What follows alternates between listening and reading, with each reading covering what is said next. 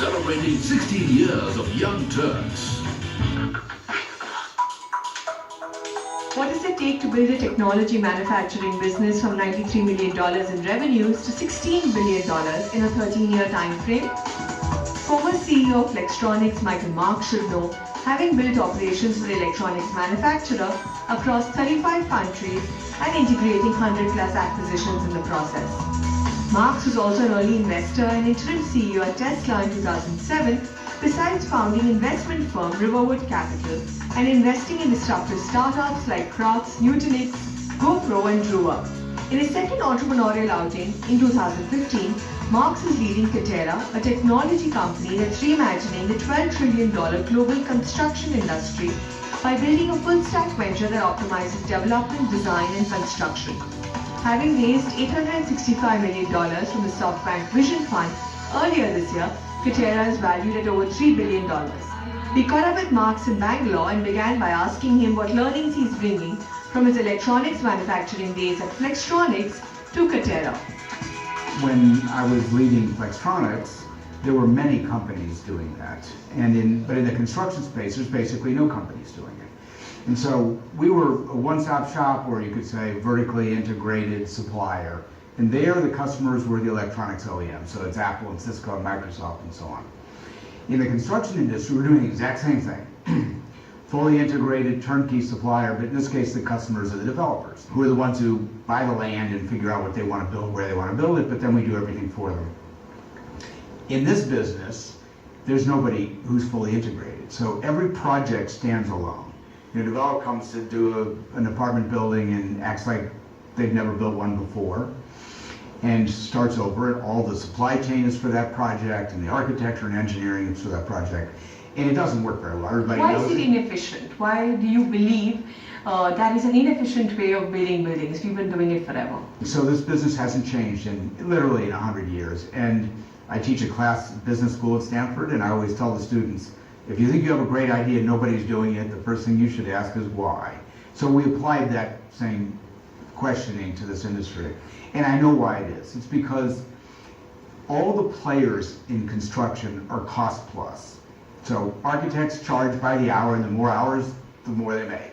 Same for engineers, same for general contractors, same for subcontractors. So when you look at how this industry works, it actually thrives on inefficiency. In other words, there's no one who's incentivized to lower their costs because they just make less money.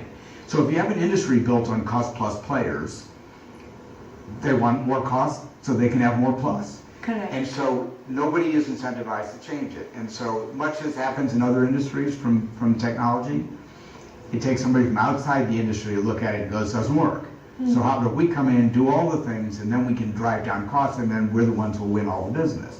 And you see that in many other, you see it in Tesla Motors or Airbnb or Uber or WeWork. Right. These are people coming out of the technology industry and looking at how can they bring technology to change the way things are done, and that's all we're doing. It's a tried and true method. It just hasn't happened yet in the construction industry. All right.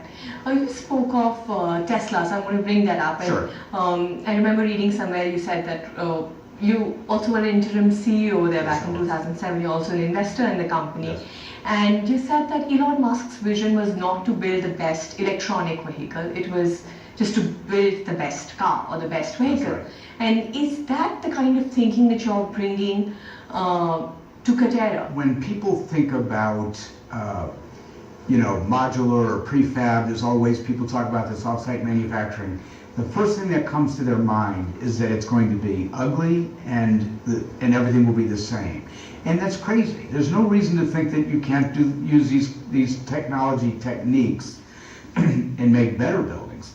So we tell all of our customers, take some of the savings and reinvest it. Like everywhere in the world, people are talking, governments and developers are talking about affordable housing. Affordable housing is a problem everywhere in the world.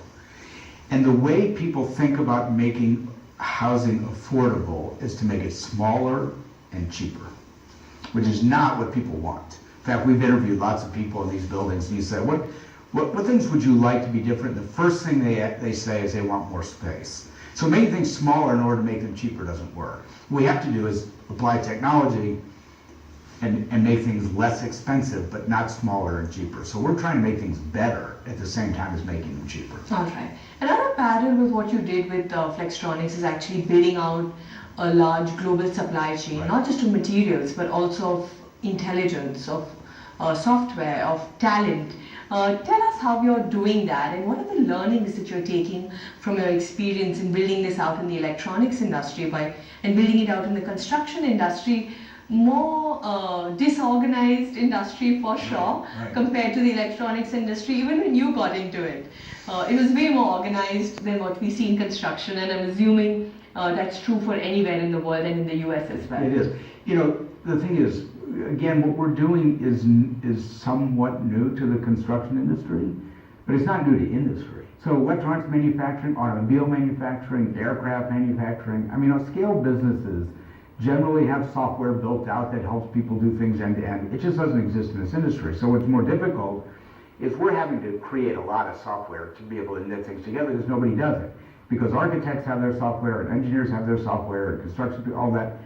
But when you try to put it all together, nobody's done that. Even the really big companies like, SAP and Oracle, they don't have end-to-end software for this industry. And so we're having to create a lot of it.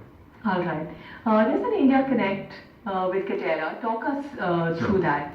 You are actually looking at building out a large software enterprise piece out of Bangalore, and then you're looking at Pune developing as a hub for architects. Right. Talk us through that. Why India? Well, India, that's a great question. So because of my experience with electronics, we had operations in multiple cities, in Bangalore, in Delhi, Gurgaon, and Chennai. So I'm quite familiar with India as a software development, which everybody knows, software and back office. What's fantastic in this industry is that we're building out a big center for architects and for engineers and for estimators and again, I didn't really know the construction industry, but there's so much talent here, and there's so many young people, and they're open to new ideas, and we're trying to do this a different way. So the talent pool here, the size of the talent pool, I mean, today we have 100 or 125 people. We expect to have 500 to 1,000 in the next 3 years. Okay. And it's hard to do that in a lot of places, even in the United States. And so, what do you think gives the Indian talent an edge? What are you finding about talent here in India that you're not finding back in the USA or in parts of Europe, for instance, where typically you would expect hiring of this nature to take place? well, the simple answer and the truthful answer is it's education. I mean, there is such a good educational system here, and so many graduates. It's a big population. You have so many graduates, and that's true in China for like hardware stuff. People go to China for that, and the same answer. You just have a very big population, lots of interest and expertise. So, great place to work. All right. In terms of the investments that you raised so far in Katera, earlier this year, 865 million from SoftBank's Vision Fund. Some of your other investors include DFJ and of course Foxconn as well. What gets an investor like SoftBank? I can understand they're investing in companies that are disrupting traditional industry. But what gets a company like Foxconn interested in investing in Katera?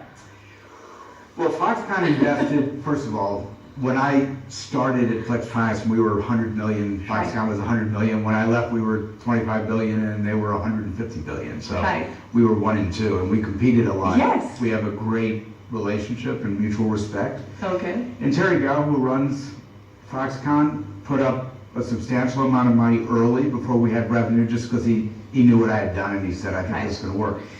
But because this business fits the business model of Flextronics Foxconn so well, it was very easy to describe it. And he was like, this is fantastic, I get it. So he put up a lot of money. Okay. So we've been lucky about this. Okay.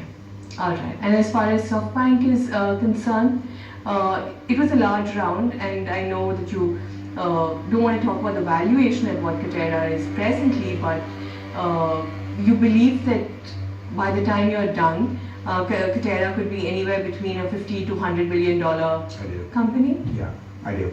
So, look, we've said publicly that it's a little north of $3 billion was the value Okay. after this investment. This is a $12 trillion business worldwide. If you just look at residential, which is primarily where we work, that's $4 trillion worldwide. It's 3 times the size of the electronics manufacturing business. Foxconn's 180 billion, Flextronics 25 billion. So, for us to be able to grow a $50 or $100 billion business in a market that's 3 times the size, we think that's doable. And there's no less competition. But these are global numbers, and you're presently focused only in the Yeah. US as far as completing and building projects is concerned. Of course, you have your global supply chain in place, and you have talent, for example, working for you out of India. By when might we expect Katerra to move out of the US into other markets? What about India as a market? Well, I can say that, you know that there's big plans to do low-cost housing in India, Yes. as there is in Malaysia and China. And the answer is we get called every day to work in major countries all around the world. We will move into the other markets in another couple of years. We have so much work to do to get our systems really engineered properly and efficient in the U.S. And the market's so big in the U.S., there's no real reason to do it in other places. Okay, so might we expect in the early 2020s Yes. for you to make a formal foray into the Indian affordable housing market? And why just affordable? Maybe even sooner. Housing I mean, we've had multiple conversations with here. state governments or with local real estate? Well, there's companies? some both, because there's some government-driven initiatives, particularly state by state. Correct. Right, and so we've had discussions in various states, and right now we're trying to, as I said, make sure we can do things properly in the U.S. and then we'll move into other markets. Celebrating 16 years of Young Turks. After running the electronics manufacturer Flextronics for 13 years, Michael Marks went on to launch his own investment firm, Riverwood Capital, in 2005, investing in companies like Tesla, Crocs, GoPro, Nutanix, and Drua. Marks also served as an interim CEO at Tesla in 2007 and can be credited for steering the car manufacturer through a rough patch before the launch of the iconic Roadster. Let me begin by asking you, what's your playbook? Do you have a playbook? Is there a checklist of things that you look for, that you've identified in yourself as an entrepreneur, that you sometimes try to project or mirror onto the other person to see if there's going to be a fit? There's a certain kind of a playbook. The thing is, as you get experience and get older, you start to have a little bit more pattern recognition and what works. I can say there's a few things that are relatively straightforward. One is the entrepreneur has to be a true believer. And what I mean by that is, you look at these great companies that have been built in the world. Look at electronics industry like, Microsoft or Amazon or Facebook or Google. The people who start these companies don't start them to make money. They start them because they're on a mission. They have some view, some worldview of something that they can do and make big. And so I always start there. If the people are not passionate, if they're doing it because, the markets are rewarding artificial intelligence companies, so I want to start one. Right. That, in my view, never works. So, and yet many entrepreneurs start that way, and that doesn't work. So that's one thing. And I like to see people invest their own money or quit their jobs and take a lot of risk because it tells you that they really mean it. That's sort of back to the same passionate thing. Some of the companies that you invested into, interesting stories around those, right? Crocs. Then there's GoPro, which is in camera and imaging, which is different. Then there's something on the likes of Tesla, which is different. Then there's Nutanix, which is in a completely different space. Then H2O.ai, for instance, and algorithms and trying to just change the way that's done. So it's not, your investments clearly aren't industry specific. Well, look, there's some luck to this, but I would say that curiosity is a big part of what drives me personally. All right. And Crocs was ridiculous. Crocs was a story.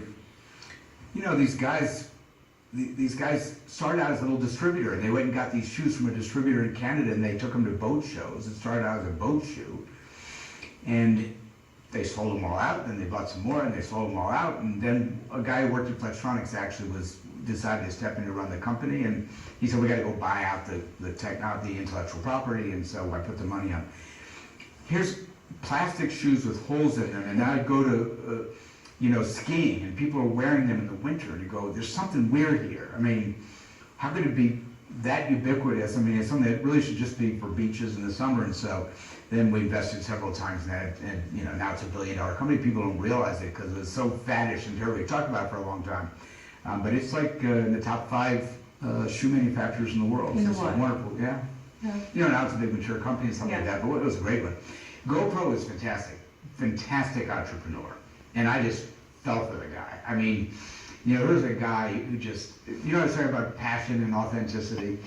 He was a surfer, and he was really a surf bum, and he wanted to be able to take videos of himself surfing, and there wasn't the way, so he invented a camera, and I mean, what an incredible story. And then he went from surf shops to bicycle shops by himself, showing this little thing going, this way. I mean, he just built it from nothing. Serendipity on that one. Serendipity on that one. Yeah. Really. That's how a lot of things in life happen. Do you believe that? I do. Tesla Motors, I got invested because the guy who worked at Flextronics went over there to run engineering, and he called me and said, we got this interesting little company, why don't you come out and look at it? Talking about Tesla, you ran the company as CEO for about half a year? Yeah, about half a year. About half a year in 2007. It was a difficult time for Tesla, right? One of the co-founders was leaving, Elon Musk was taking over, there was a lot of press around the turmoil between the founding team. Yeah. It was before the Roadster had launched, Right. and it was, so talk us through your experience there, and also lessons that you took away in terms of building teams, in terms of cultures within organizations, between co-founders. It was quite chaotic, actually, which is not unusual for these startups. It was Yes. very engineering oriented and stuff like that. The contribution that I made there was very straightforward in terms of my experience. I believe it was a Marx list. So what I did was I got there, and it was a bit of a turmoil, and there was people bringing in all kinds of inventory to ship cars. And my first week on the job, having talked to everybody, I sat down, got a bulletin board, blackboard, and I said, I want a list of all of the things that we now know that will keep us from shipping a car. And so we started making this list, which turned out to be 27 items, and some of them were pretty big, like we didn't have a transmission. That became known as the Marx list, and I said, okay, who owns this? Dead silence. Who owns this? Dead silence. So we went through them all, put somebody in charge of each one. This is pretty standard for how companies operate, right? Yeah. And then we started having meetings every week on each one of those things. And we were planning, so I started in July 2007, and the company was bringing in $30 million worth of inventory to produce cars in January. And we'd have gone out of business. Yes. So when I got that list, so I said to the guy who was the head of procurement, I go, stop everything. And if we hadn't done that, all those materials would have showed up and the company wouldn't be able to afford them. And that was a major contribution that I made. Plus getting everybody focused on the way you introduce a product is you do this stuff. You have the Marx list, you just go through all the lists every week. We do it at Katerra. Yeah.